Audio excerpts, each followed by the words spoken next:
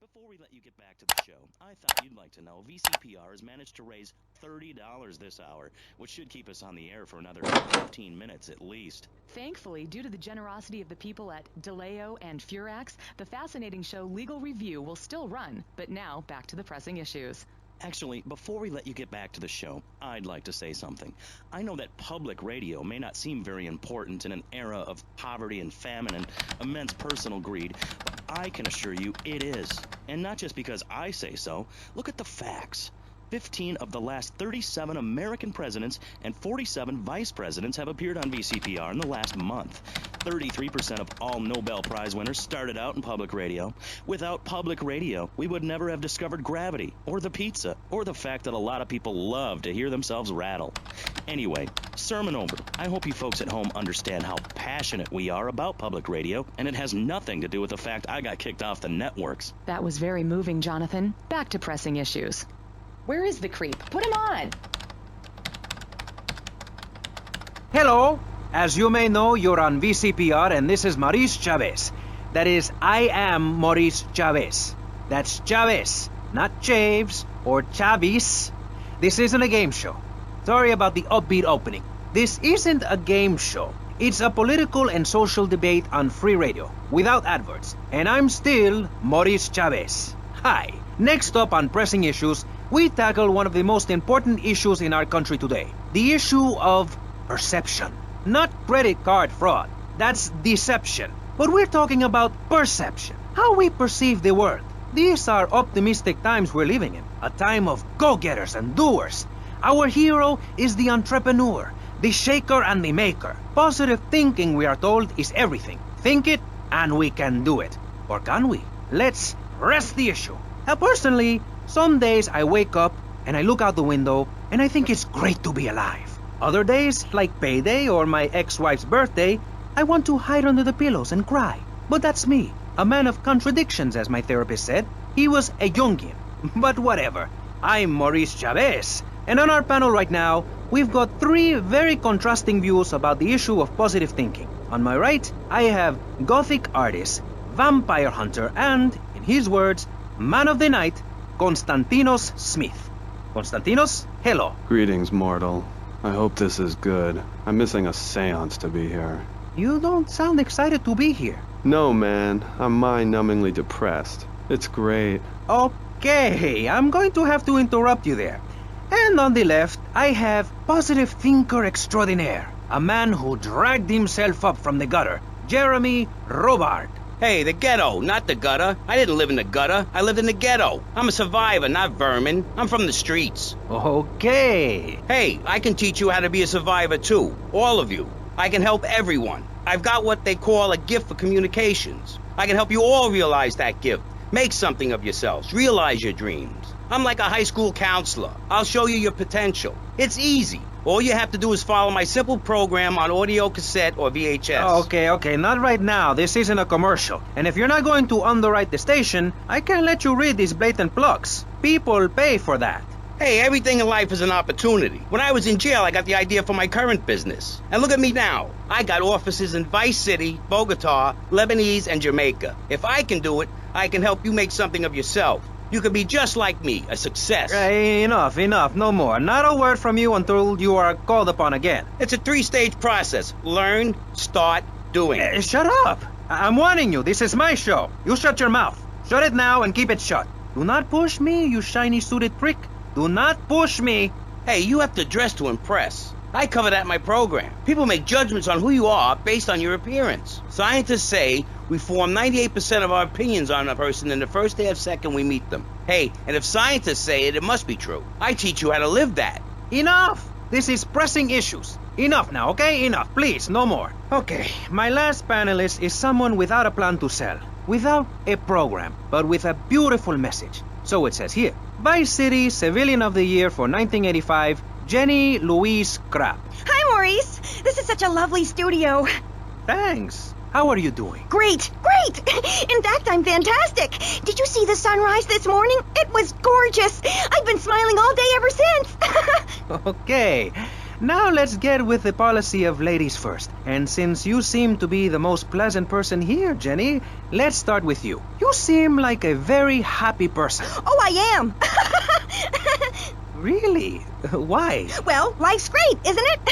I mean, good things come my way because I hold each one close because I deserve it. I bet you wouldn't be so cheery if you had the Black Plague. Jenny's living in a fictional world. Goths like me, we see the world for what it is. Dark songs of the night, black nail polish, and very tight black jeans, man. Like, everything is great. Well, like everything. Konstantinos, you're shaking your head. I know, Maurice. I am. Any particular reason? Yeah.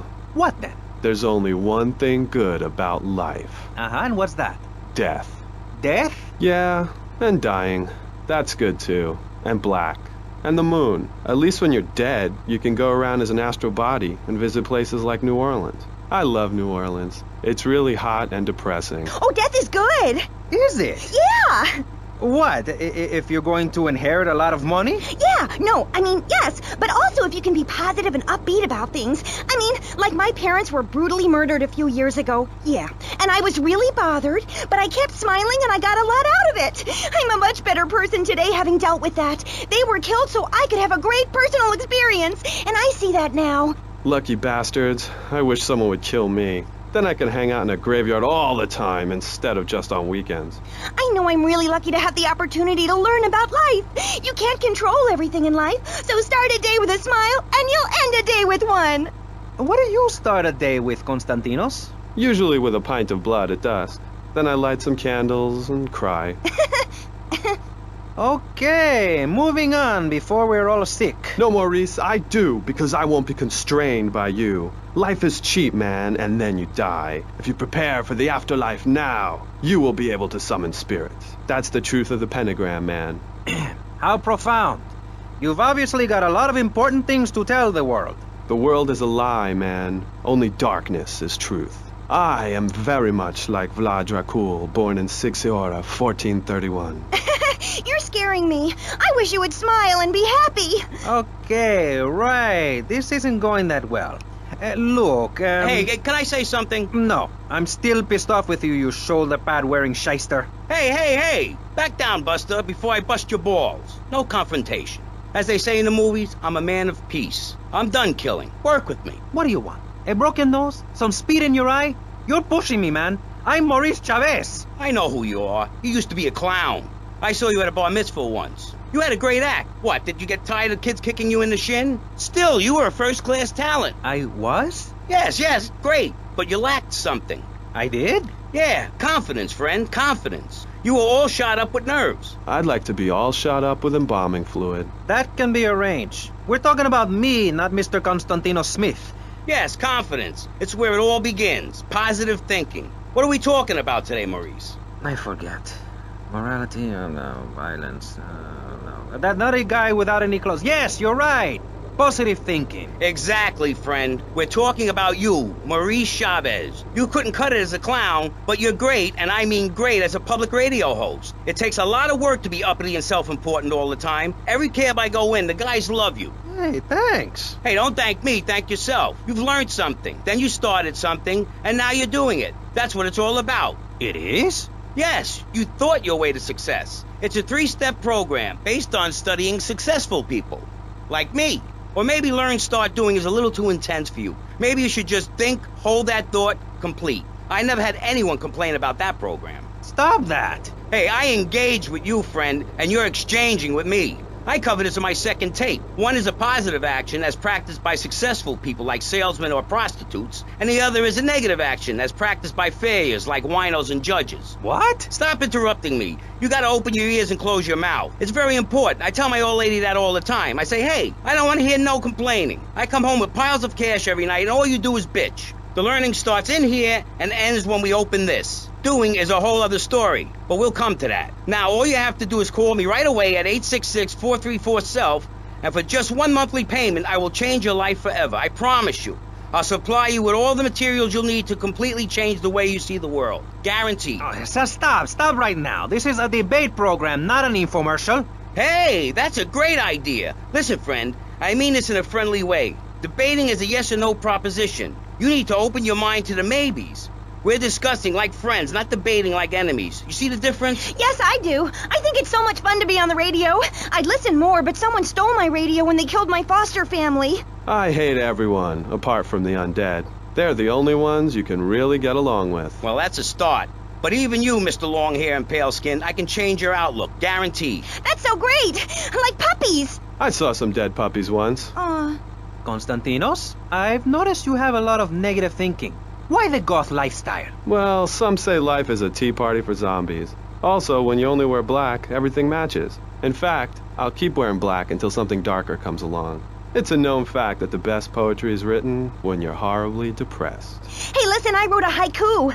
Oh, the red daisy, flowers retain all happiness. Sunshine, yay! Sunshine!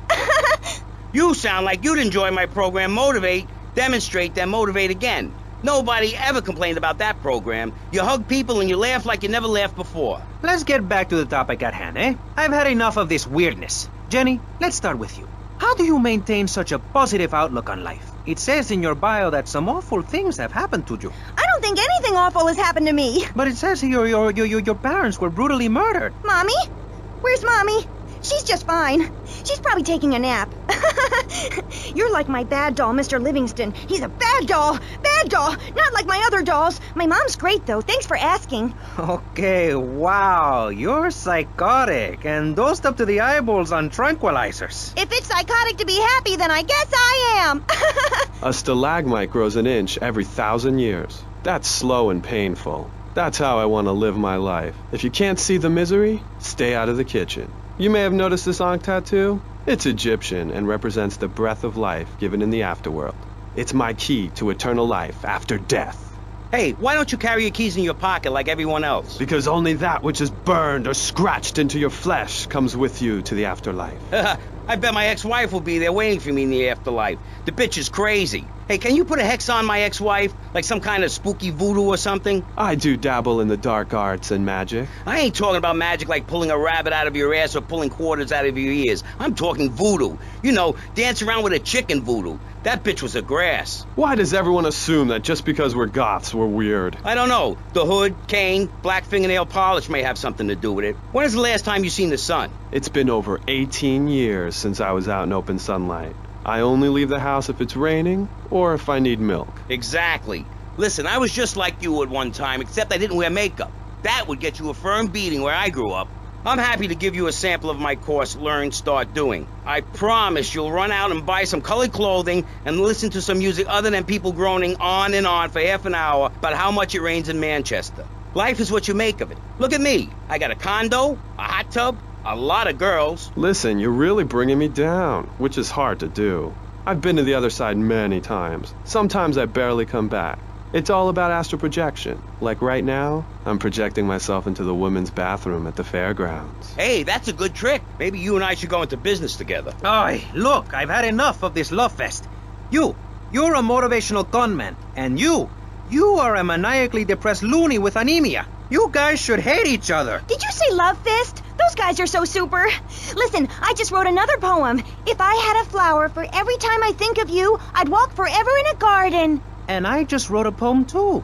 Shut up, you weird, pathetic people. This is my show, Maurice Chavez. Capiche? Comprende? We're not here to recite poetry or sell motivation tapes or talk to dead people. We're here to press the issue. Anyway, let's take a break. We'll be right back after this important information from Vice City Public Radio. That's Pressing Issues here on VCPR, Vice City Public Radio. If you haven't given money to VCPR and you're listening to this station, you are a thief. That's right, Michelle. You might as well throw a brick through the window and loot the place. How selfish you people are. This is public radio, serving the public with everything that is important, like me. So come on, keep us on air. It's really important. Send us your money. I'm going to say this over and over until you do. Yes, Michelle is known for her begathon tantrums. She cares about this station, unlike you. Think of how much money you spend on drive-through fast food and commemorative plates. Take that money right now and send it direct to me, Jonathan Freeloader, Starfish Island, Vice City. Now, back to the show. With Maurice Chavez, the asshole.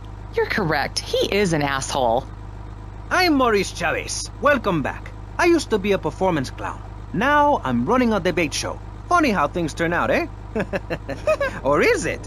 That's the question, you see. If we look upon life as a positive experience, do we make it any better?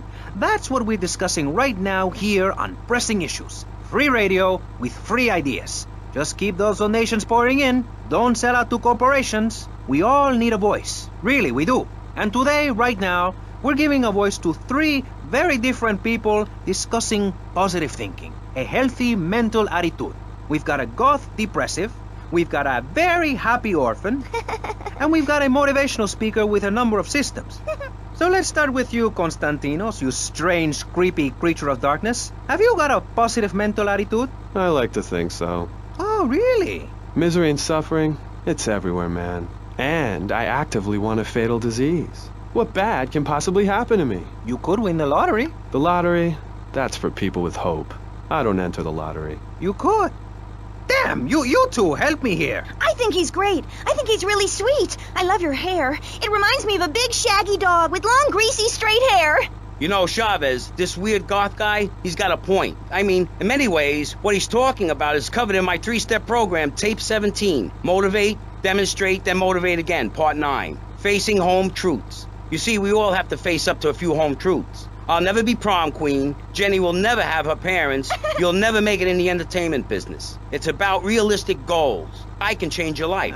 Just a second, Robot. What isn't covered in your 3-step program? What don't you talk about in your Library of Congress-sized tape cassette library? Whatever we talk about, grief, goths, depression, changing lives. Who are you? What have you done that's so great? You wear a cheap suit. Your hair is stuck rigid with spray. Your breath stinks of whiskey.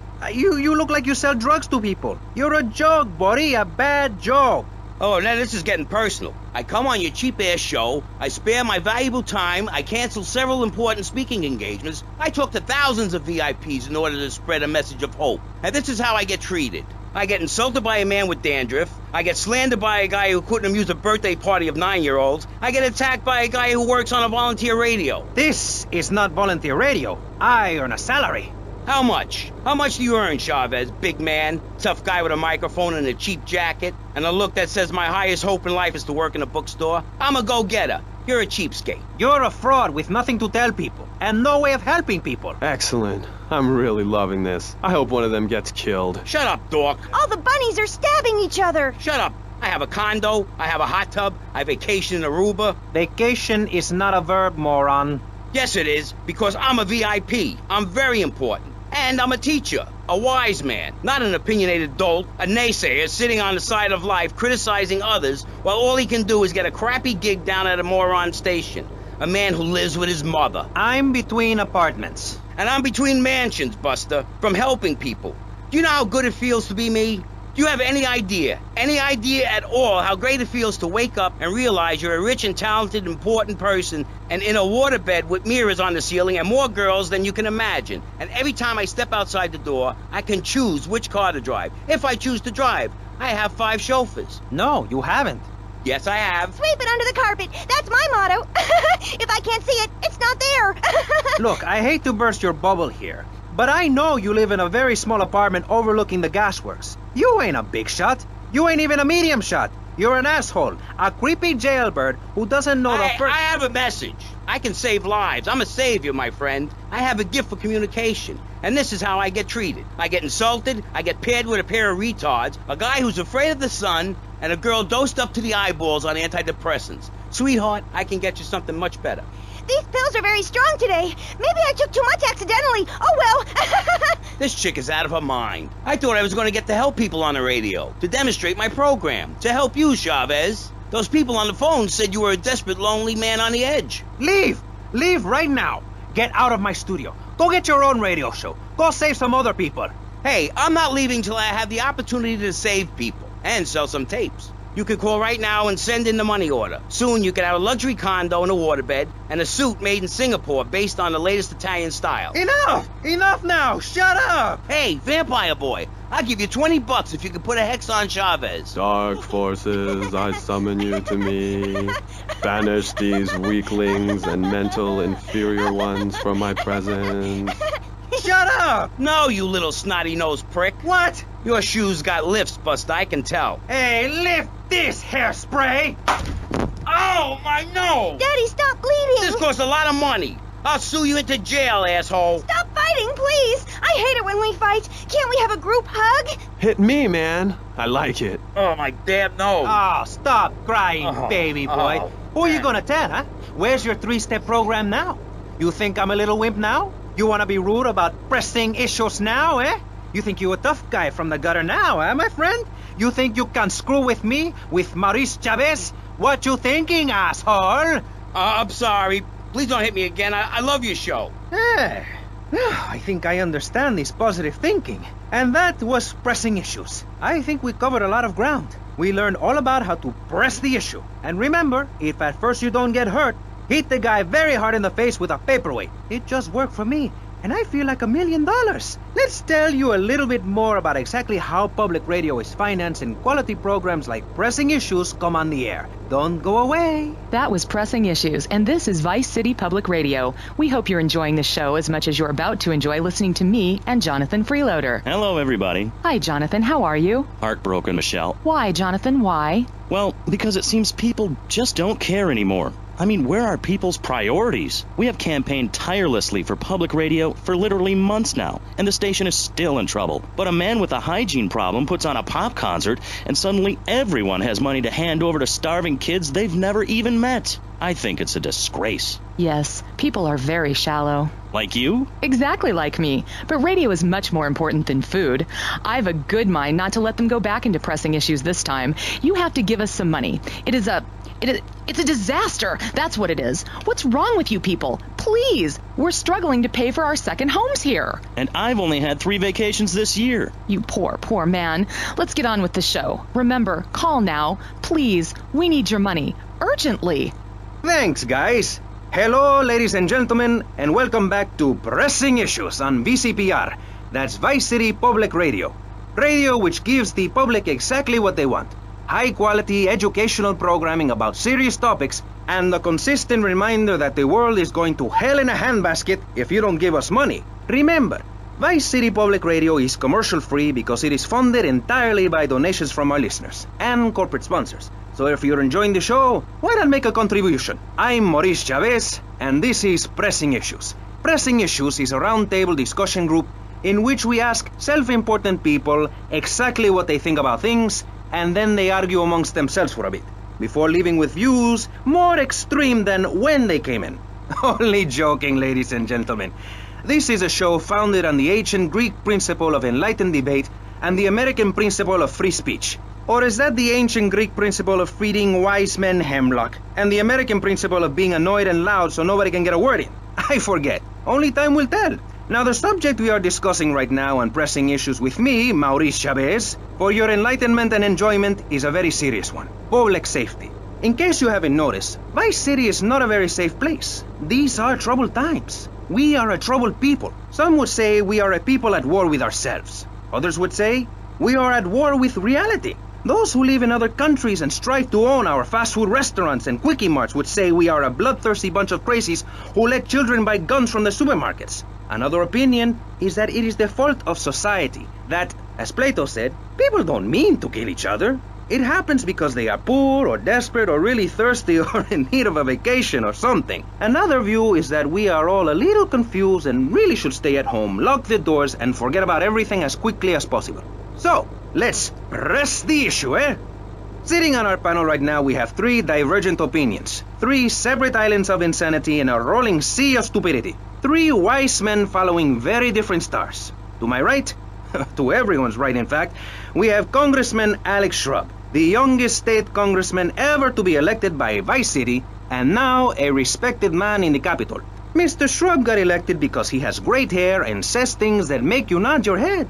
His campaign appealed to the wealthy because he set all of us at ease by finally confirming it's okay to be rich as long as you say you care about the children. Mr. Shrub, welcome. That's not entirely true, Maurice. My campaign also appealed to the poor, who are too stupid to understand what I'm saying, so I held up pretty pictures and I gave out candy bars to appeal to their most base instincts. Thanks, Maurice. I'm glad to be given this opportunity to set the record straight. I haven't given you any opportunity yet, my heartless friend. Let me introduce my other guest first. I hope this isn't going to get personal. I love Vice City more than anyone, and I can prove it. Yes, that's coming from the man who got elected by calling his opponent a buffalo butt and a fat hen-pecked wimp that couldn't fight his way out of a wet paper bag. Anyway, our next guest is from the opposite end of the political spectrum. A man so wet, he looks like he just stepped out of the shower. Peace Corps activist, hippie concert taper, founder of the group Speaking for the Underdog. He is fluent in 7 languages and studied the harp in Peru. Callum Grayshaw. Hi, Maurice. Hola. Buenos dias and noches. Bonjour and buongiorno. Willkommen. Allo. Hello. Hi. Hey, let's stick to English. Most of us struggle enough with that. Welcome to Pressing Issues. And lastly, we have a man with a novel solution to the problems of public safety in Vice City. A solution so stupid, I cannot bring myself to explain it for him. Yet like breakdancing, it is sadly catching on. A man who appears on this fine show because our previous know-it-all panelist was carjacked and is now at home arming himself to the teeth. I give you John F. Hickory. How y'all doing? Indeed. So, before we get started, gentlemen, let me remind you of the rules of engagement. Here on Pressing Issues, the #1 rated show on public radio in the Vice City area and hosted by me, Maurice Chavez, Pressing Issues is about free speech, not feeding each other hemlock, literally or metaphorically. Hey, my daddy used to grow that stuff in the backwoods of Missouri. Hoo-wee! I tell you what. Yes, thank you. I expect you to listen to each other, and I will only step in where necessary so people on the air don't forget what my voice sounds like. So, I want a clean fight. Nothing below the belt or in the chops. And remember Maurice's motto, which a very wise man, my father, once told me. If you listen, one day you might be hurt, and when in doubt, use the smell test. That's so important, I think, don't you? So, Congressman, let's start with you. Crime is up. People are scared to walk the streets. Nobody is taking public transportation. Police morale is at an all-time low. Everyone is killing and maiming and giving each other the finger, metaphorically speaking.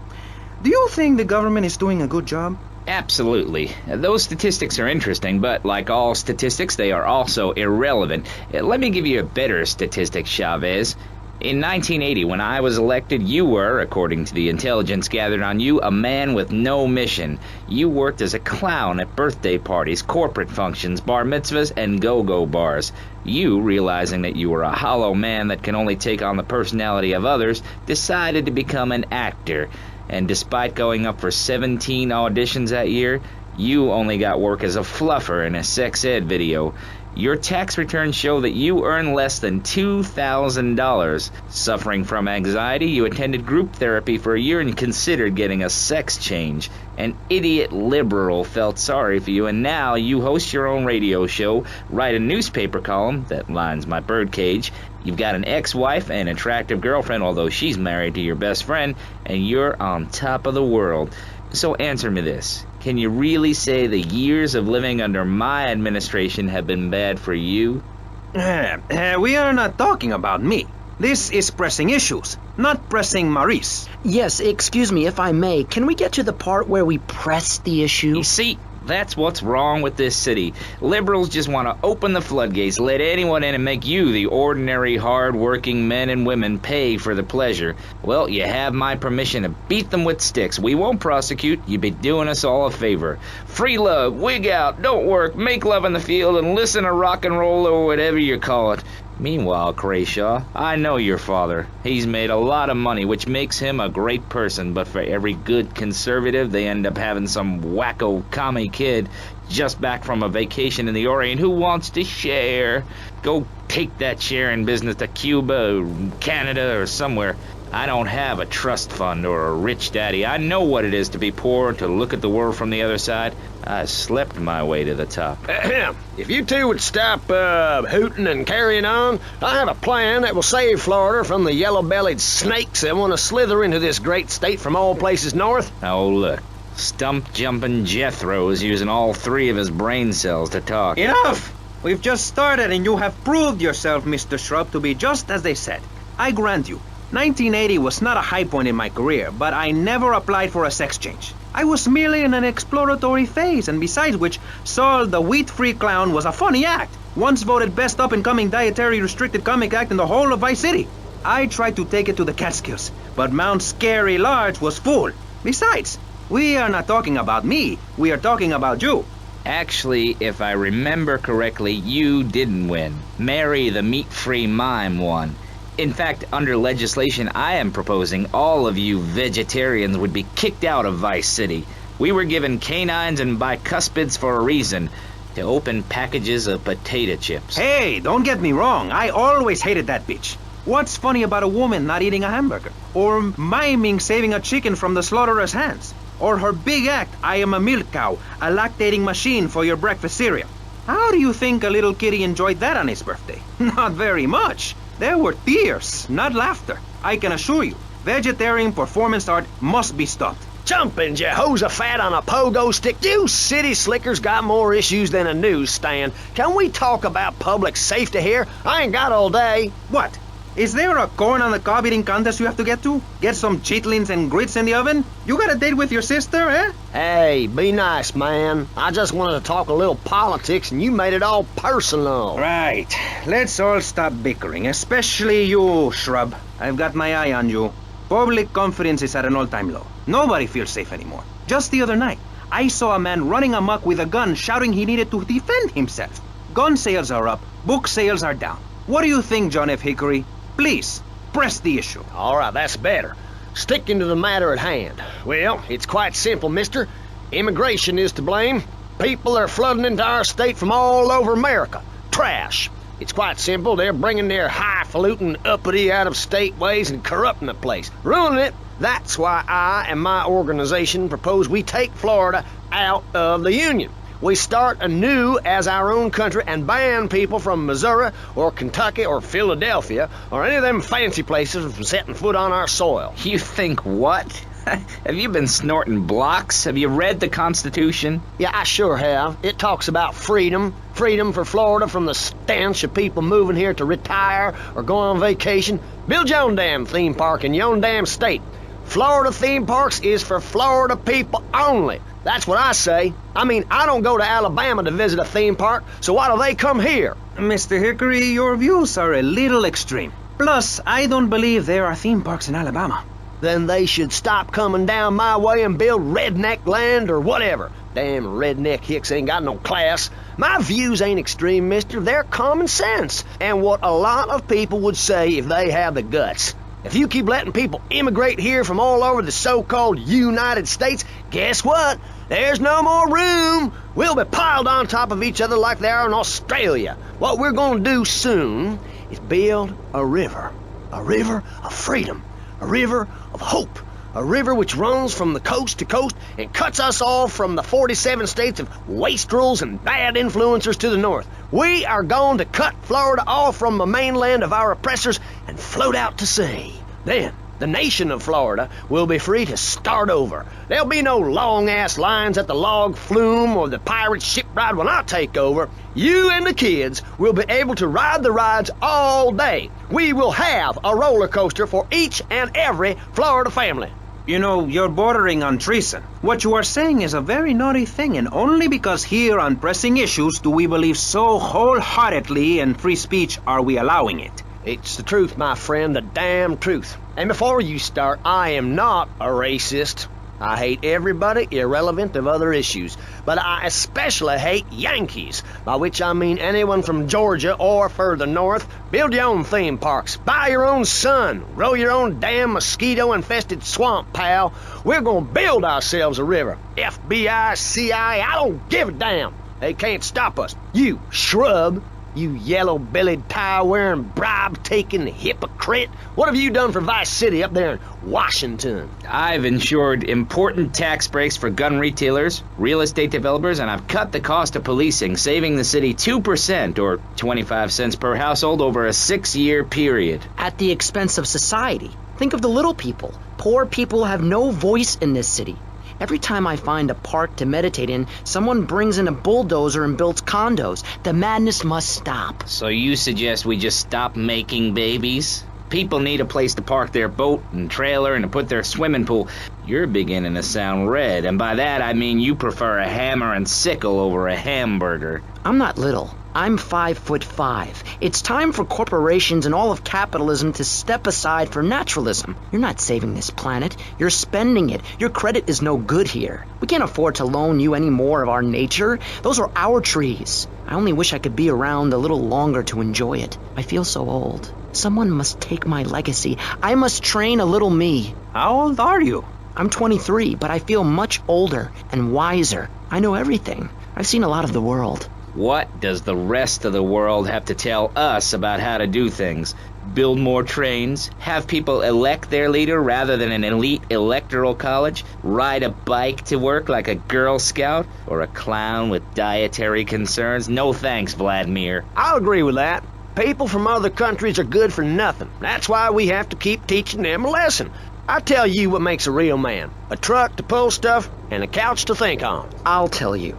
Speaking as a sensualist, and by that I mean a very narrow-minded, id-centered man of peace and travel. I recently went to Europe. I think everyone should see it for a week. You really see what's wrong with this country when you visit a European utopia. Things like a journey, public transportation, healthcare, leather shorts, mustaches. When I went to Belize, I helped some villagers clear some land for an environmentally friendly coal mine.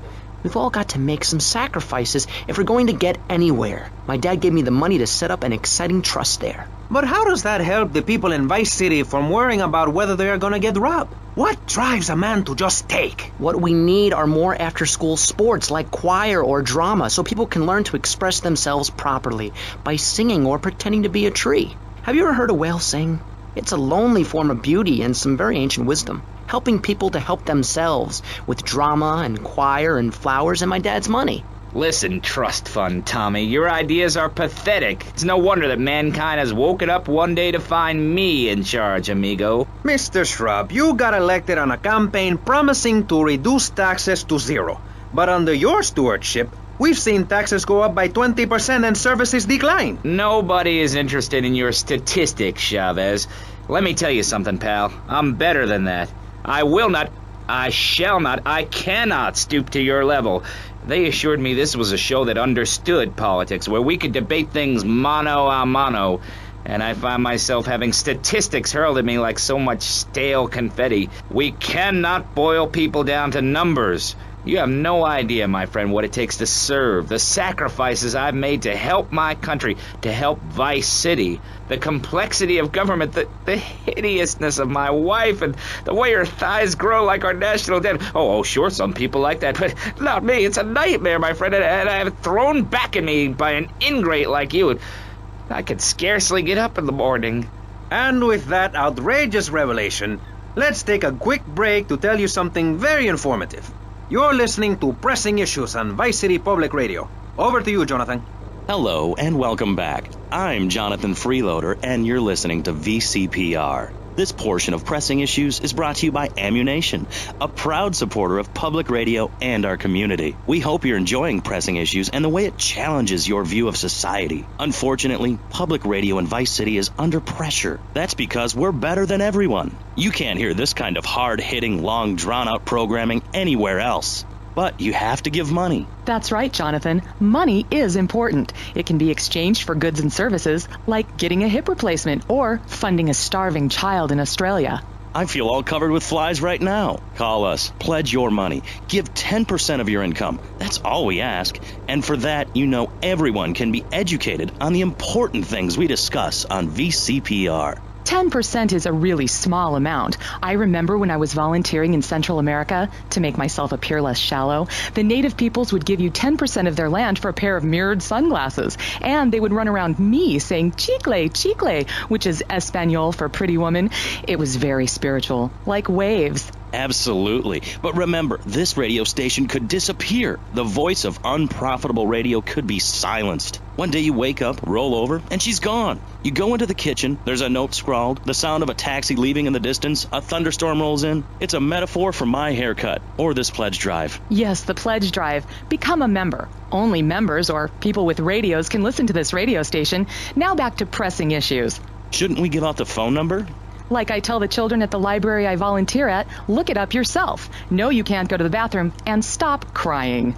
That's good advice. Now, back to Pressing Issues. Welcome back to Pressing Issues with me, Maurice Chavez, and our panel, we got the secessionist lunatic John F. Hickory, liberal rich kid Callum Crayshaw, and neo-fascist Congressman Alex Shrub.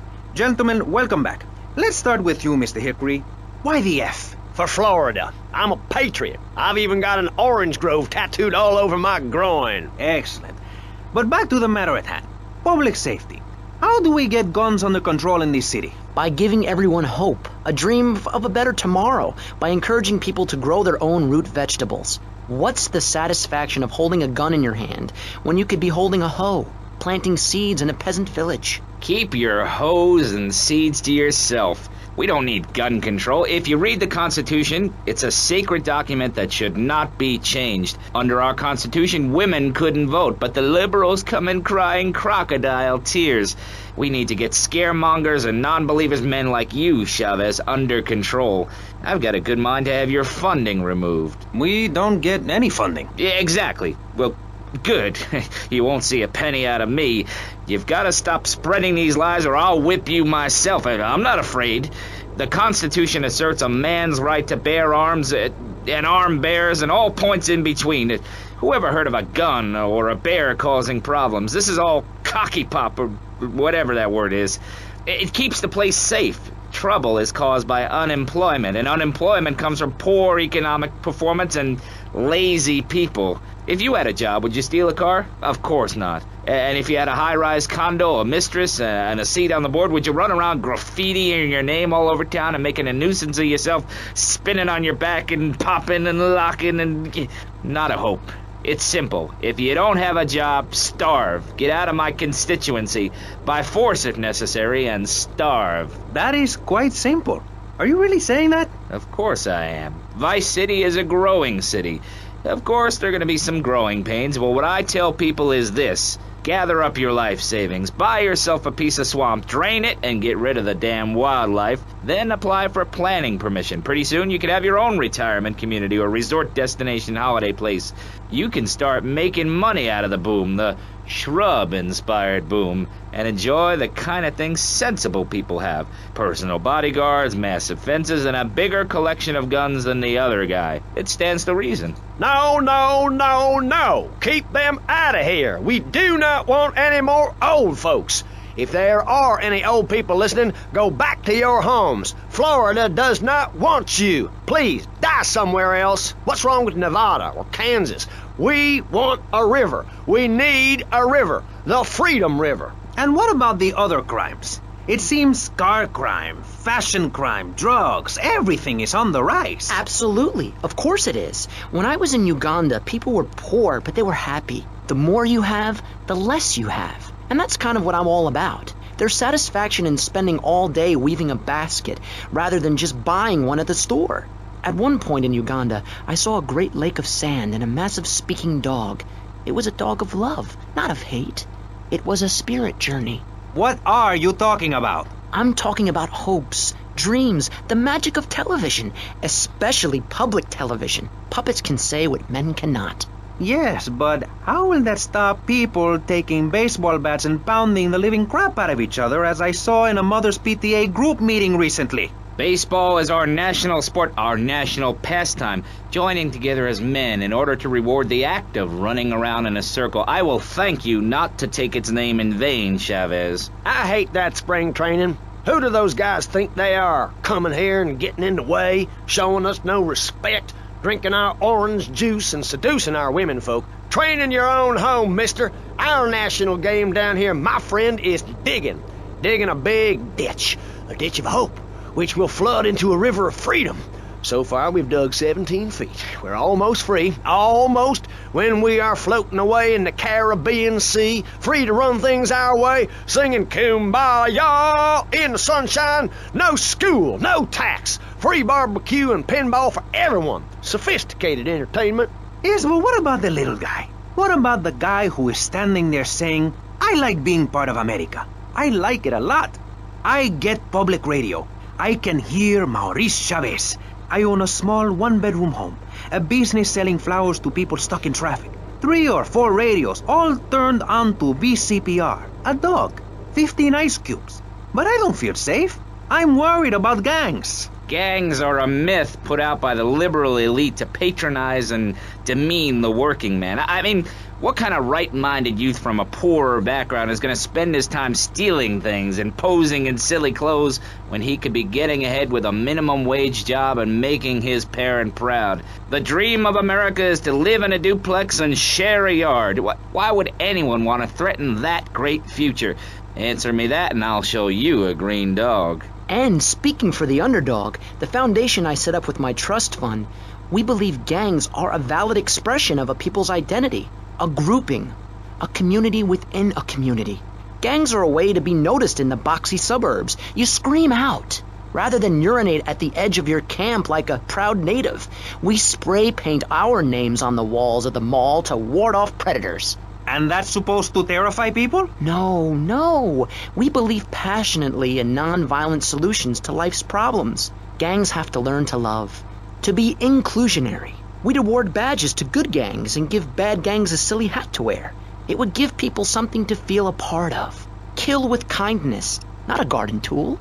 Yes, but what about the guy getting beaten up on the street? Or the man having his motorcycle stolen? What about him? Or her. Some of the best bikers are really women. Anyone can join our group.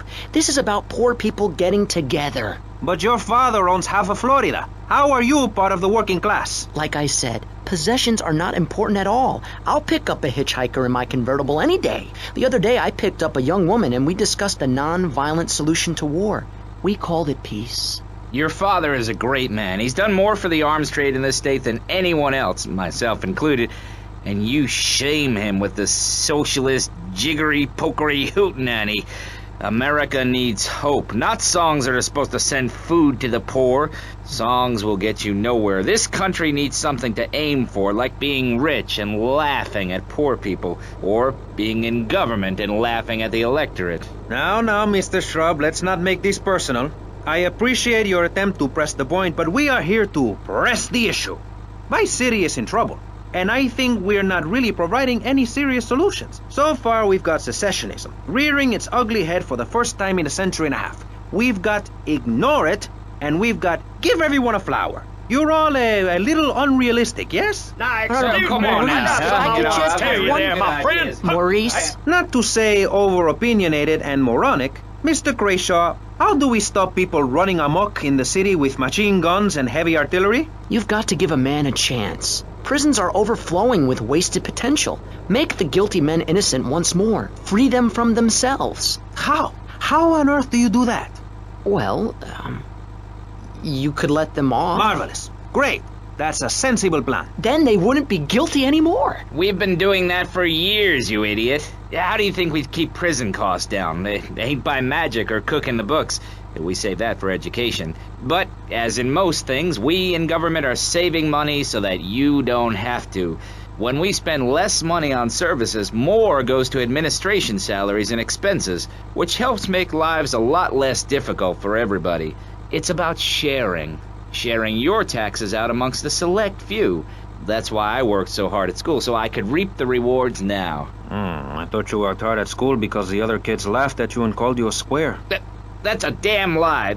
They called me Wet Fart. They called me the Bat because my voice didn't break until I was 19. So, Mr. Shrub, I take it you don't believe in regulation. I believe in giving people a chance, not tying them down with lots of needless regulations. The fact is, business is run by moral people who won't do anything illegal or try to get rich quickly. But since you got elected, my city has been characterized by a government who cut aid to the poor, offer tax breaks to the rich, and pay people to dump toxic waste near schools.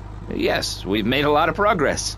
And up on Capitol Hill, you were instrumental in pushing through a bill allowing the manufacture and sale of giggle cream, a dessert with potential lethal consequences. Not true. Only 23 people have died, and several of them probably deserved it.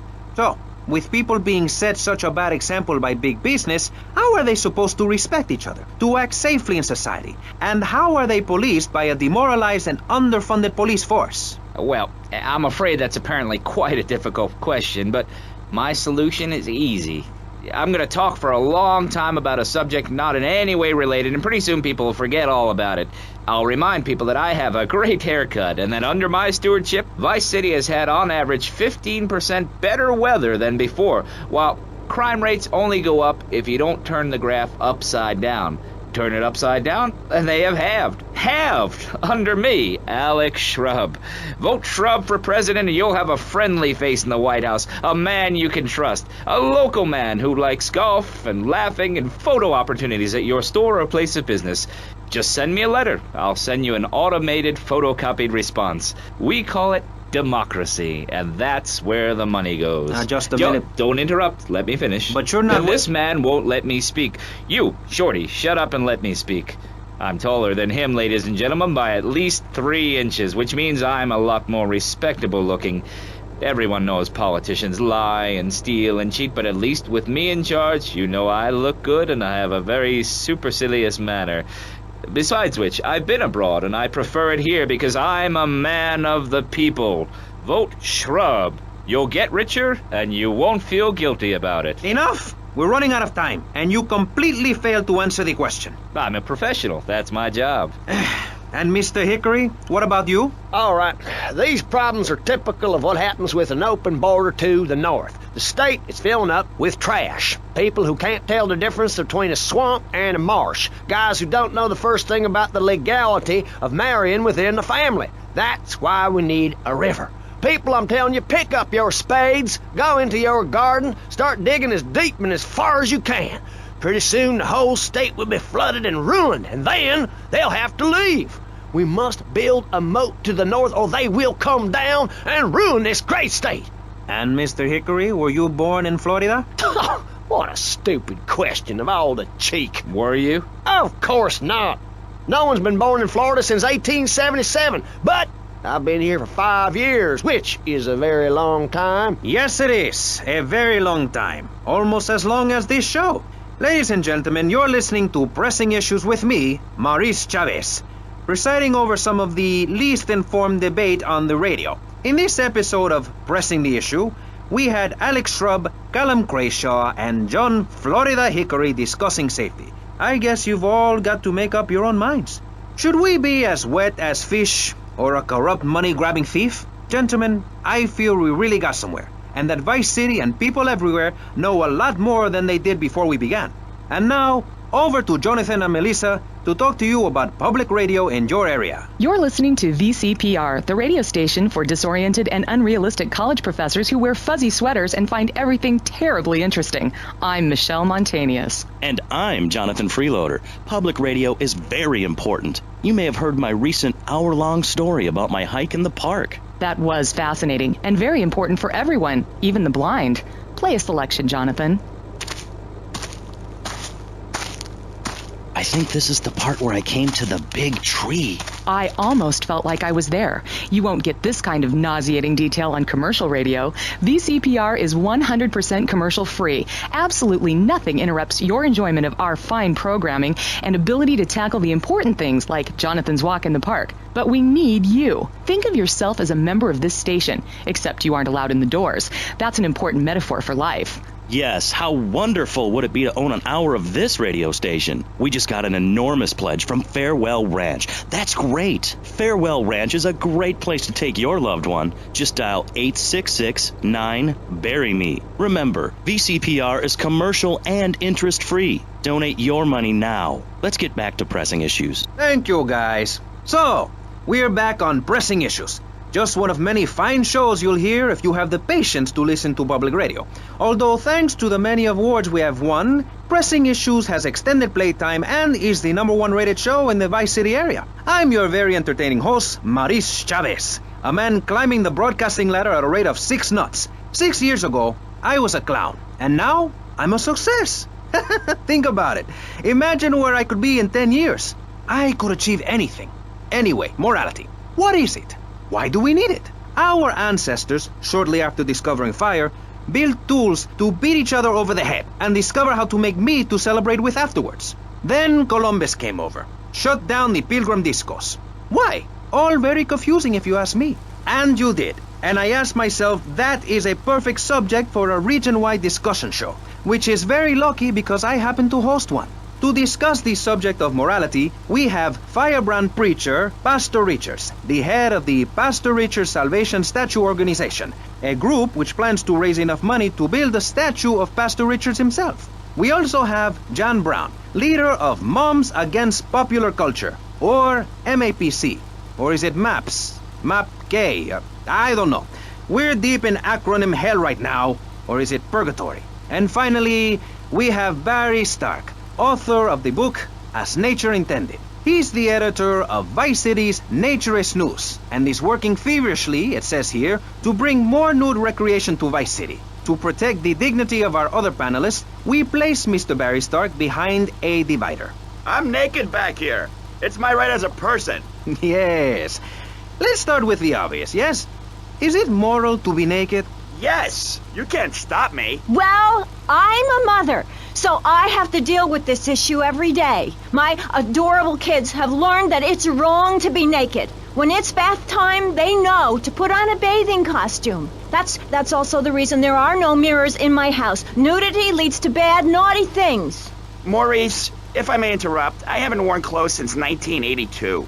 Clothes are seriously unnatural. Didn't you guys learn anything from the 60s? I had a revelation when I was on holiday in Germany. I'd always felt very constricted. Then it hit me like a slippery fish. Clothes are plain wrong. When you're born, you're not wearing any clothes. When you die, you're not wearing any clothes. I'm going to have to interrupt you there. What if you die at work? What if an enormous piece of machinery falls on you while you're working? Clothes lead to immorality. Nudity stops people from fighting. Have you seen an issue of National Geographic lately? People around the world are nude. You don't want to shoot a machine gun or a howitzer or a flamethrower if you're naked. It could burn or scald in quite a personal fashion, quite frankly. Have you been to the zoo? Animals are naked. If everyone were naked, there'd be no war. Everyone's complaining about crime and the theft of cars in the city. No one's ever stolen my car. No one's ever pickpocketed me. They've never even tried. Well, that's because you're a degenerate loony. If the police were naked, it would set a great example to everyone. You can direct traffic and eat donuts entirely in the buff. Maurice, this kind of immoral behavior is exactly why I'm building the Pastor Richard Salvation statue. Noah had an ark, Texans had the Alamo, and I am building a highly fortified structure in my image. Simple. This 50-story statue will be able to deflect alpha, gamma, and beta radiation. The day is coming, and coming soon, where the artificial suns will rain down to punish the degenerates of this city. But you can save yourself. The Pastor Richard Salvation statue will be a completely self-sufficient community. We have canned food rations, private living quarters, and enough supplies to survive happily the predicted 40,000 years of nuclear winter. In Phase 2, and with funding from NASA, we will equip this massive statue with rockets. So when the poopy hits the proverbial fan, we will load up the statue with all of the people who have saved themselves through generous donations, blast into space, and colonize Saturn with a race of morally correct, affluent people ruled by me. Will there be naked people? No, turd brain. It's morally corrupt people like you we're shielding ourselves from. Liberals, degenerates, the Welsh. They're the ones responsible for the nightmare Vice City is today. The crime in the streets, the parties, the children born out of wedlock to a future of hopelessness. Anyone who does not agree with me is mentally sick and should be shot, I'm afraid to say. We need to build a place to escape these transgressions. Whew, that's extreme stuff, Pastor. But we'll leave amateur eugenics for a minute and ask our other panelist. Jan, you're a mom, so you know everything. What is your thought on all this? And do you think Pastor Richard stole his ideas from a movie or book? Well, yes, I am a mom. My kids are very special. So special, they go to special classes. Now, I teach my kids history to give them perspective. Last night I was telling them about how Magellan sailed around the Strait of Magellan and met some friendly natives that gave him supplies. Then he had to kill all of them. And that's an important lesson about life. If you look at nature, you'll see many species that eat their children to protect them. This is especially true of hamsters. It's about putting the family first. That's really important to me, and where a lot of my morality comes from. And if you don't like it, find your own husband and stay away from mine, okay? Okay, but, and excuse me if I sound a little confused here, but I don't think I understand. Now, my morality comes from looking at history and biology and working out what's best for my kids and screw anyone else. That's what this country's all about. I mean, I mean, I saw the hippies. What a load of claptrap. What's your kid going to do at a school with a name like Moonbeam or Wave or Horseradish or whatever they call them? How can you take your kid to a Little League game when you live in a communal farm growing drugs? It's awful. And that's what my life is about, looking down on others. Yes, I think I can see that now. Moving on. Pastor Richards, in your book, you talk about putting yourself first and how people should not make sacrifices or help those in need. Do you want to elaborate? Oh, that's right. People need to learn how to take care of themselves and not depend on others. If you read chapter 45 of my book, I talk about how being selfish is a virtue. The best thing you can do for someone that needs help is to tell them to help themselves. That builds moral character. Morality, Maurice. There's not much left in this city. Every time a culture has taken on the doctrine of helping your fellow man, we get thrown into the dark ages. Look at Russia. They keep trying to help each other out, extend a hand to a neighbor, and guess what? Every 10 years, someone's invading, burning down their homes, and taking their toilet paper. Napoleon, Stalin, Attila the Hun, all of them. After you read my book, you will understand. I may have been born in the sea, but I'm no dummy. Are we going to talk about being naked? Yeah, soon, Barry. Keep your hair on and calm down, please, my friend. Divorce rates are up. Standardized test scores are down. Vampire sightings at the mall. Can the family be saved? Or, to put it another way, if we're meant to be monogamous, why weren't we born already married? Jan, over to you. Well, since I'm a happily married mother, I know the family unit is the basis of all society. Now, even when my husband is working late or away on an extended business trip to Hawaii with his secretary, I understand just how important the family unit is in life. He's working hard so I can get another station wagon with even more wood on it. Go on. Tell me more about your family. Well, I like to compare it to nature. After all, it is one planet, even if we do just want to maim and kill each other, especially me. Now, look at sharks and sandworms. And one of my hobbies, besides making babies and criticizing people, is biology. You learn so much from nature. People these days, they don't grow their own food. They can barely get out of their recliners and make it to the supermarket. I tell you, there is nothing super about that place. Now, kids these days don't know how to preserve and can their own food. Now, no wonder all they want to do is play video games or hang out with their friends. What is it, the Degeneratron? What a crock of shit. Hey, watch your language. This is radio. We have regulations about that sort of thing. But you let a naked man on. He's behind the screen. You can't see him. It's not that exciting. Imagine a flabby guy with a ponytail and a nasty rash. You'll get the picture. Imagine one. I married one. Anyway, what was I saying? You were discussing the Degenatron, which I understand is a games machine. Then you swore. I'm sorry, it makes me so mad. I mean, what I heard my son, Patrick III, I heard him using slang words in the house the other day. Rad and cool and stick it. I mean, I beat him to within an inch of his life, and he will never make that mistake again. Americans should be spoken properly. What? No, don't interrupt me. I've got children, you know. Please. This is really important. It's about the family. Look. Nobody knows how to cook anymore. Nobody knows how to kill anymore. Nobody knows how to kill dinner. My daddy was a very wise man. Before that tractor pull accident, my daddy taught me how to slaughter a pig. That's very useful information. Oh, sure, I was a little nervous at first, but he put me in a room with a fork and a fat sow and told me he'd be back in an hour for some fat back and hog gels. As a mother, I'm proud to say I throttled the life out of that little piggy. I did it for my family, and I'll do it again. Feeding the family is my job as a mother. Daddy earns money and goes away with his secretary, and Mommy provides dinner and keeps a brave face on things, even though her heart is breaking.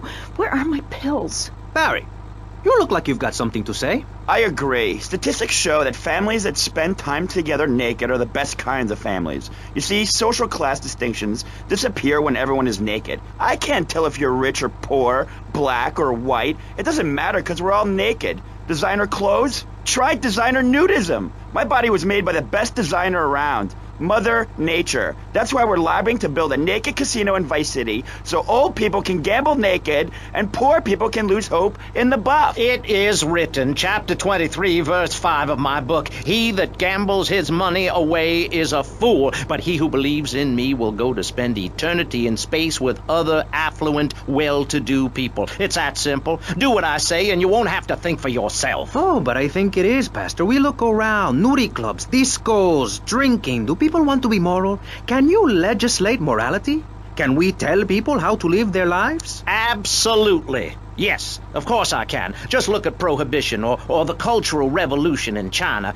We can learn a lot from history. Chairman Mao or Stalin, they purged their lands of degenerates and intellectuals, the scum of the earth in my book. And look at the great societies they built. People want to be told how to act.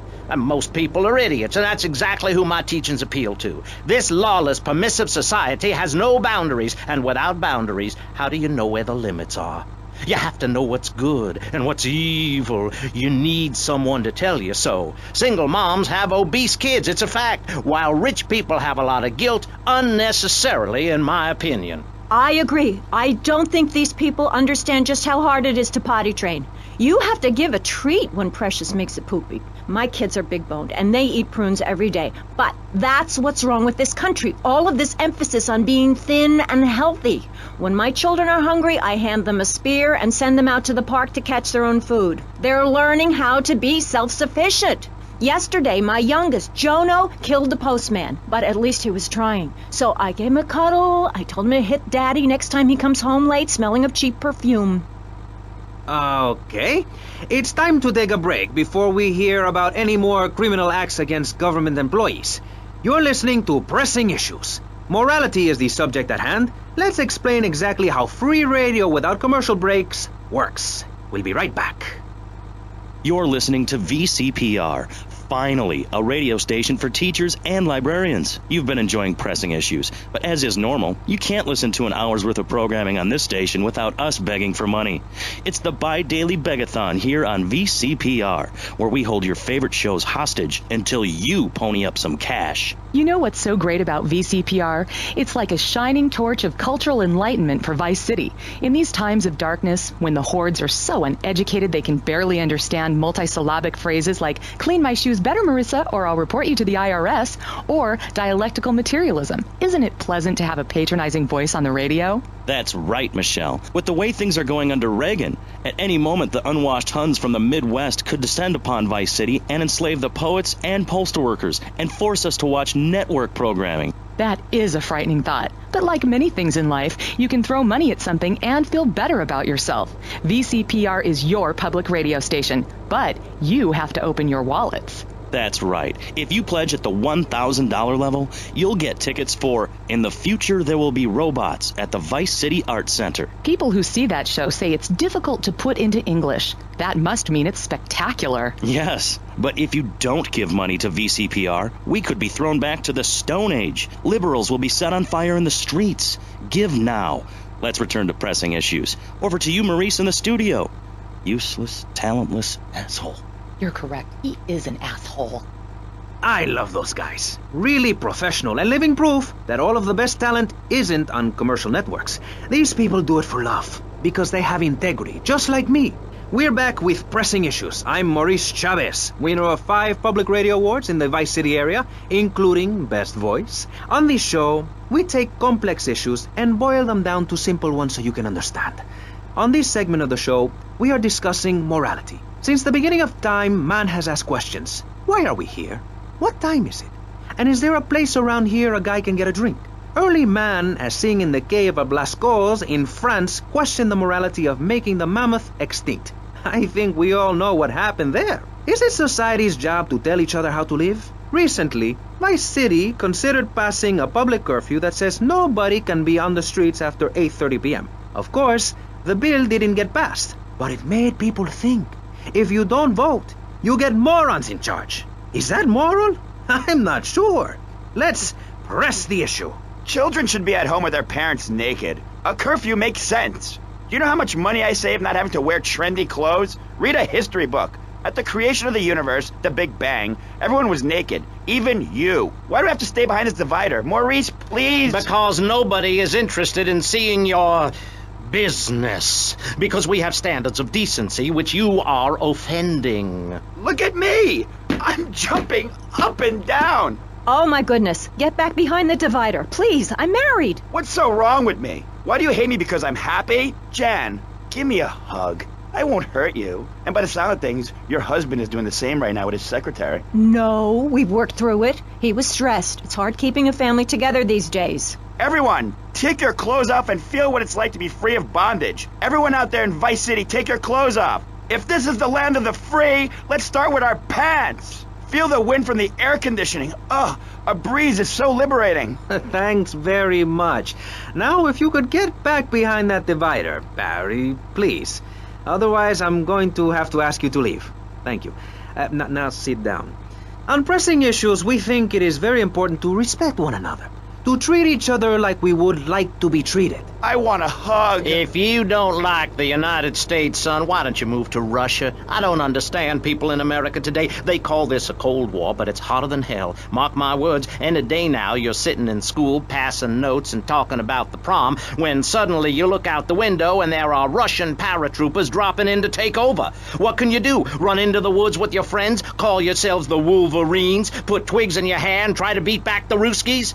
No, you hightail it to Pastor Richard's Salvation statue and blast off into space. But there is a limited amount of space. That's why I suggest anyone who wants the safety and security of your own bunker, give now. Call 866-9-SAVE-ME. We'll get you on the payment plan, and if you're paid in full on D-Day, you and your family will be safe. If not, you may have to choose to save yourself and leave the others behind. Hey, stop selling things on my show. You're not a valued sponsor who supports the art of public radio, buddy.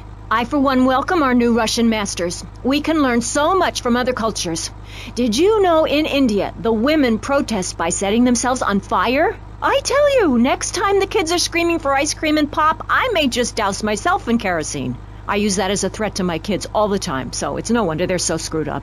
That's one of the tough things about being a mom, not ruining their lives with guilt. As a matter of fact, I don't let my kids watch cartoons or slasher flicks. Really? That Knife After Dark movie may be #1 in the box office, but my kids certainly ain't gonna see it. If you don't raise your kids right, they end up being like Nude Boy over there or working in radio. I want them to get proper jobs, like being a doctor, not a patient. That is offensive. My mother understood I was special. She made me wear a bonnet as a child, and when I demanded to go to school naked, she was fine with it. After social services moved me, she would still write to me. I still remember when she kissed me goodbye. But Barry, earlier you said you discovered naturism, taking your clothes off, whatever it is in Germany. I know, but I lie a lot.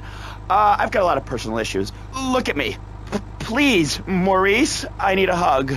There's another example of immorality in this city. Public showing of affection. People think we want to see them making out and carrying on. I understand your hormones rage like a wild animal, and you want to ravage one another like there's no tomorrow, but you have to ignore what your body is telling you and work for a higher calling, like construction. We're building a statue, and we need your help. Call me now. You know, pretty soon you won't be able to tell who's a human and who's an android. Why, the corporation is working on it right now. I know, I read about it. I tell my kids not to kiss other kids at school. It might be an android. Suck your brains out. You must have seen the mini-series event on television. I read it in a book. We've got to stop looking at the stars, all this science fiction, and focus on the family. Now, if you really want to dance like you're on the moon, go there and leave us in peace. And that's a fact. What's a fact? I'm sorry, Maurice, but I have to tell you, I moved to Florida to bring my kids up the American way in a theme park.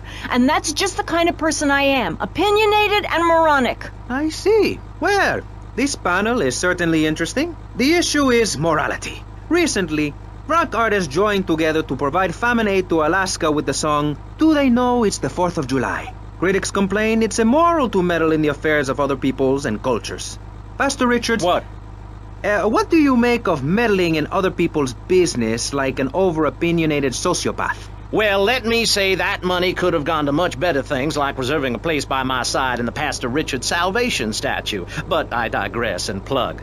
Stop doing that. Don't interrupt me, boy. Anywho, I addressed the Alaska issue in chapter 23 of my book. You see, the Alaskans are lunatics, plain and simple. They eat whales and snow, and they sleep in the freezer. Who wants to eat snow every day? Oh, I tried to help. I sent a helicopter with copies of my book, but they burned them in a pile for heat. If the people of Alaska choose to live there, let them. But don't come crying when you're tired of eating penguin and it snows 18 feet a day. Yes, but don't you think it's important? I think it's very important to listen to me, young man. That's what makes the state of Florida great. Rather than help improve where they are, people nationwide abandon their hometowns, come down here, and shove their beliefs down everyone else's throats. That's the American way, always has been. We should send some pictures of Florida to those people in Alaska. I tell you, they'd throw down that bear pelt, saddle up the sled dogs, and get pulled all the way to Vice City. And I should know, I'm from Mars. No, you're not.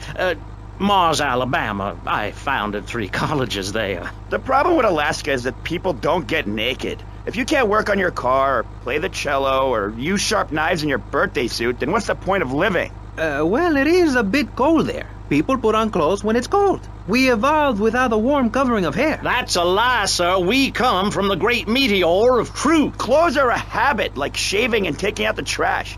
As soon as you stop, you realize what a prisoner you were to society and the twisted state of morality. People think that nudists are immoral. Well, we're not.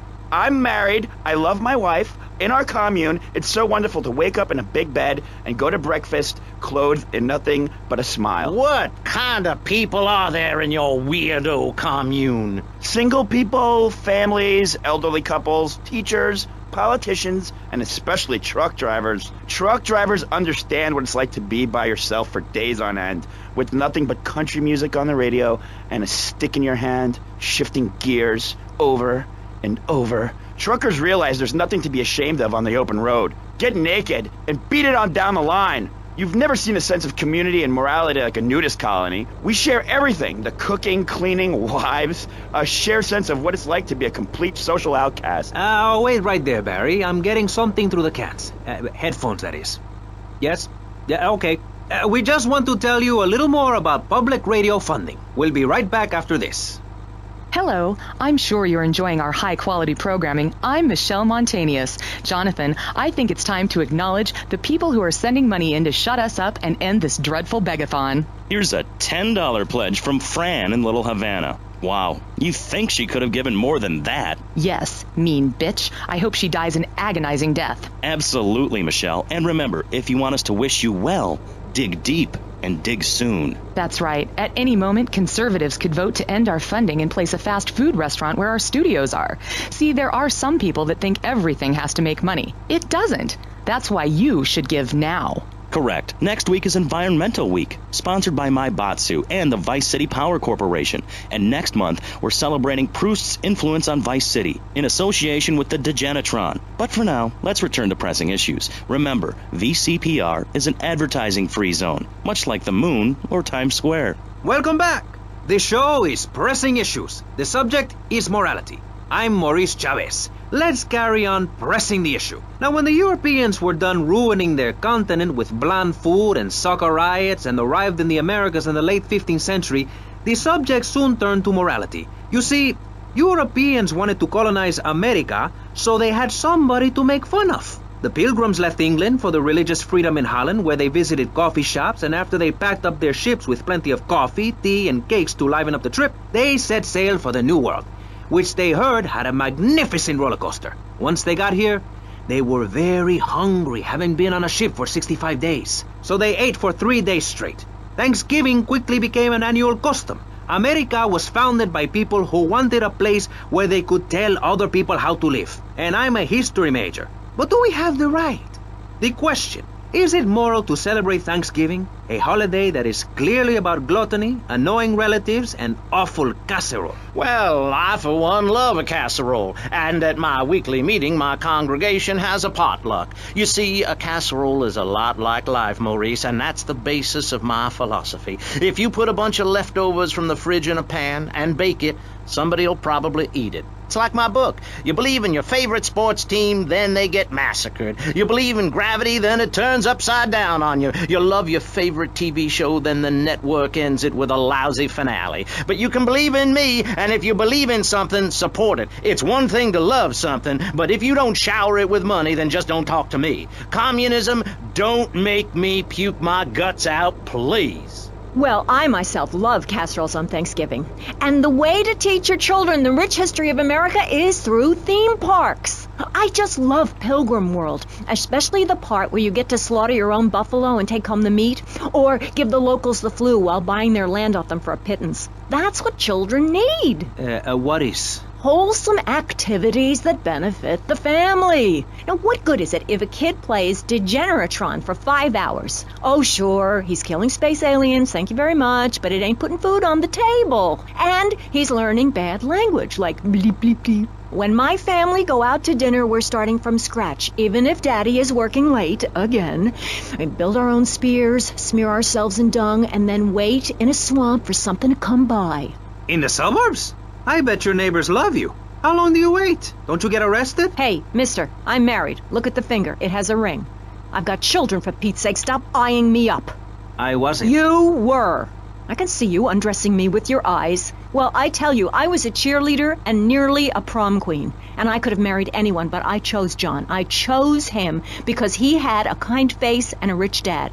I didn't know he was going to cheat on me or embarrass me. I didn't know. But I won't be made a fool of. I've got the children. Okay, Jan, it's okay. Men are idiots. Ask my ex-wife. Don't worry. Stay calm. I'm not eyeing you up, but I am a little worried about you. How are the children? Do they enjoy school? Of course they do. That's precisely why I'm going to start homeschooling my children. High school is a cult. There's a group of savages that rule the roost and get all the girls, and everyone else is picked on and abused. It happened to me, and look at me. I'm a deranged mess, and my husband cheats on me. I don't want my kids to go to a public high school. Instead, we have a prom each year in my living room. And that leads to my next question. People in high school in Chile are all naked. I've about had it with you, Barry. I try to be fair, I try to be kind, but you are a freak and a liar and wasting everybody's time. The organs below the belt are for reproduction and removing of bodily waste. There's no reason that when I go to buy a soda or a transmission, I need to be distracted by your privates dangling about. Now, when I go to the store to buy an air conditioning filter, I'd rather not have to look at your moneymaker, amigo. I'm glad you are proud of it, but when people of Vice City are in a Quickie Mart, they should be able to have a simple financial transaction without seeing your fire hose. Are you with me? Sorry, Maurice. That's okay. Just try to behave. I think the sun must have got to you or something. Yes, maybe that's it. Maurice, if I may, you have a fine show here, and I'm glad to be on it. But everyone within the sound of my voice and smell will die in the fires of doom. It is written. TV is trash. Radio is trash. Our newspapers are run by Canadians with an agenda. Our very way of life is threatened. We formed this great state to play golf, and I'll be damned if any weirdo hippies are going to tell us we can't fill in wetlands and make a home for ourselves, complete with 18-hole championship standard courses and selective admission. Heathens will ruin the land. Acid will rain from the skies. We'll never hear my voice again. It will be anarchy. TV teaches immorality. Refugees, glue, the price of tea in China. How can we raise children in this environment? My little boy asked me the other day, Mommy, are unicorns real? What am I supposed to say to that? Do I lie and make myself as bad as the boy's father? Or do I break the little boy's heart and ruin his life so that he ends up a nudist or a freak or something? It's a difficult question, Jan. A very difficult question. Is it right to lie? Clothes are a lie, Maurice. No, Barry, clothes are a way of keeping warm and not getting arrested. No policeman has ever hit me with his truncheon. I'd like to hit you back to hell, you sicko. You're filth. Human form of vermin. A blight on a fine society, picket fences and garden parties, and everyone coming 3 times a day to my statue to pay homage. Pastor Richards, as a human being, I have to say I find your philosophy or cult or whatever it is utterly and completely appalling. Why, thank you. I knew you'd understand. I mean, you seem to want to build a religion around yourself and some 1950s vision of America. It's the 1980s, man. And one-man worship me cults are not allowed, my friend. Exactly. As I say in the great book, many are called, but unless you have a good credit rating, go screw yourself. You'll burn in hell. Ay, por favor, shut up. Barry, what are you doing? I'm lonely, Maurice. lonely, and I need some bodily contact. Get back behind that panel. Don't be shy, please. We've all got one. That means I'm happy. Hey, stay away from me. I'm a celebrity. Oh, good Lord. Hide yourself, boy. I warn you, I'm armed and I'm not afraid to use it. We've all got one. Look how free I am. The fan feels so good. I feel you. Hey, Pastor Richards, please, put the gun away. Put it away. No, I am the sole judge of truth and decency. Get back, heathen, get back. I love you all. Evildoer, die, devil, die! Ow! Dios mío, you shot him. There's blood and pubic hair all over the studio. Ladies and gentlemen, it is complete pandemonium here on Pressing Issues with me, the multi-award winning and soon-to-be executed Maurice Chavez. Barry?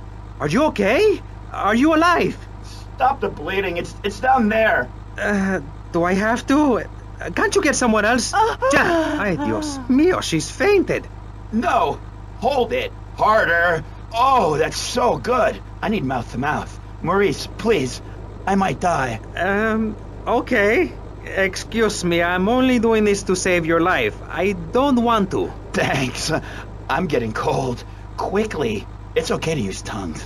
Get off of me! I'm happily divorced! Shall I send him to hell, Maurice? Yes! I mean, no! No, you psychotic lunatic! Put that gun away! Don't point it at me! Or your what, son? You think I'm scared of your conventional lily-livered morality? You think you can tell me what to do? You think it's wrong for me to have 5 concubines to spread my genes or to use money from the statue for building my own palace in Hawaii? You think that's wrong, do you, son? Do you, huh? No, Mr. Pastor, sir. I think it's very right.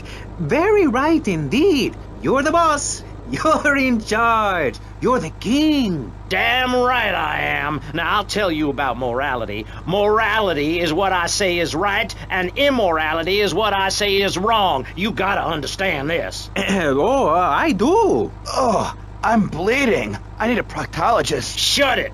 Now, next question. Ask me anything. Ask me anything you want to, Yeah, son. well, I'd love to, but it seems that is about all we have time for, actually. The thing is, you see, this is public radio, and every once in a while we need to appeal for money, or cut away when people start brandishing guns in the studio. Like this. You're on Pressing Issues, and in this show we discussed morality. I think we made a lot of progress and really came together. I'm Maurice Chavez. Bye. Please, don't kill me. I hope you were enjoying Pressing Issues. I certainly was. Yes, it's almost as interesting as listening to you, Jonathan. Wow. Thanks, Michelle. It is, isn't it? Before we let you get back to the show, I thought you'd like to know VCPR has managed to raise $30 this hour, which should keep us on the air for another 15 minutes at least. Thankfully, due to the generosity of the people at DeLeo and Furax, the fascinating show Legal Review will still run. But now, back to the Pressing Issues. Actually, before we let you get back to the show, I'd like to say something. I know that public radio may not seem very important in an era of poverty and famine and immense personal greed, but I can assure you it is. And not just because I say so. Look at the facts. 15 of the last 37 American presidents and 47 vice presidents have appeared on VCPR in the last month. 33% of all Nobel Prize winners started out in public radio. Without public radio, we would never have discovered gravity, or the pizza, or the fact that a lot of people love to hear themselves rattle. Anyway, sermon over. I hope you folks at home understand how passionate we are about public radio, and it has nothing to do with the fact I got kicked off the networks. That was very moving, Jonathan. Back to Pressing Issues. Where is the creep? Put him on!